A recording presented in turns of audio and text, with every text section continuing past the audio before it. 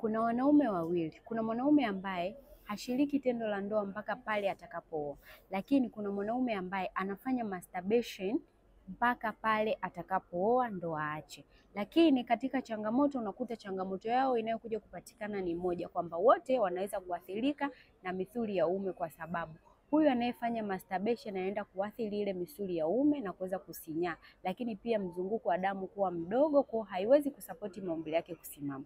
Lakini huyu mwingine maumbile yake yanakuwa yamekaa tu, yanaweza akasimama, mwisho wake akafikia kipindi yakaacha kusimama. Kawaida mwanaume alfajiri anatakiwa amke maumbile yakiwa yamesimama, lakini inafikia kipindi maumbile yake hayasimami. Anafika muda anaoa na kwenda honeymoon, lakini kila akitaka kushiriki tendo la ndoa akili inahitaji, lakini maumbile hayasapoti. Hiyo ni changamoto ya upungufu wa nguvu za kiume. Kwa kama wewe hujawahi kufanya masturbation na hujawahi kushiriki tendo la ndoa, lakini una changamoto ya nguvu za kiume, nipigie ili niweze kukupa tiba ambayo itakusaidia kurudi katika hali yako ya kawaida. Na kama wewe ni mwanaume ambaye umefanya masturbation kwa muda mrefu, lakini maumbile yako ulipopata mahusiano, ukifanya tendo la ndoa na mwenza wako hauwezi kuperform kwa muda mrefu na maumbile yako yanasimama yakiwa yamelegea, basi nipigie ili niweze kukusaidia changamoto yako urudi katika hali yako ya kawaida.